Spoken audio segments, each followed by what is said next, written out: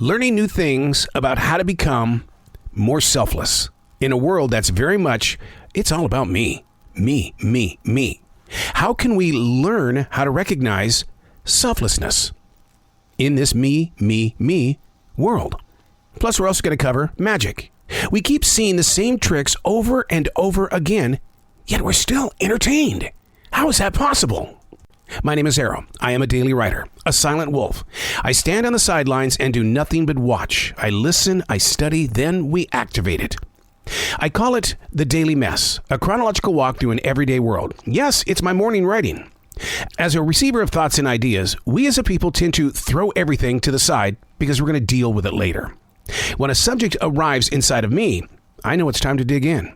It's still keeping that daily journal, but by doing the research, the pictures become clearer. This is the Daily Mess. Observation number 37. Thinking less of ourselves. A very tough talk in a generation that's not only trying to keep up with the Joneses, but we want to be greater than LeBron James. Getting control of the idea of leading a selfless life starts with always being ready to learn new things by putting focus on other things and other people. How we'll be accepted or rejected in this place called now. Even if you don't pray for others, think of ways that you can offer your gifts in life. The goal or vision is to fall witness to how others contribute. It starts with being self-aware. Know where you are while being truthful and how you are. Become more open to the idea of receiving other people's input.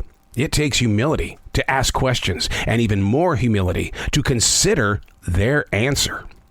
I'm amazed at the number of people who begin a process of giving back to their community without being led by a huge corporation or church. That's not a knock. Both serve as great starters.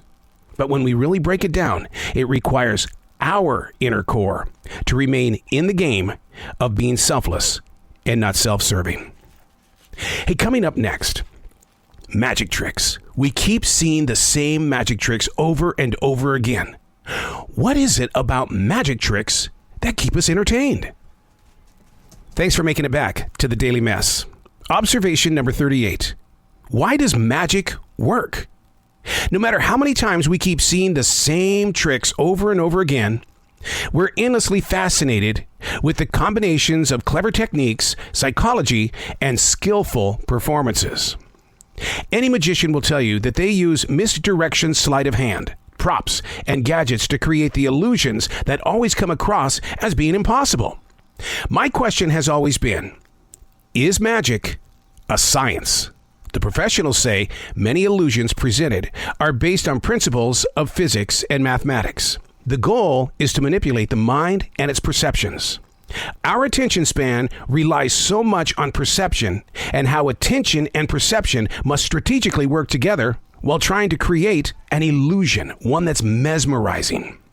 Magic tricks exploit assumptions as well as expectations. It's called attentional confusion. The ability to learn magic starts with a required skill, which includes theatrics, creative memory, lots of practice, and you got to get your rehearsals down. And the way that you become really good with your rehearsal, they say you've got to listen to your live audience. Learn from that live audience. Always be prepared to be on. I'm Arroe, and that's the Daily Mess.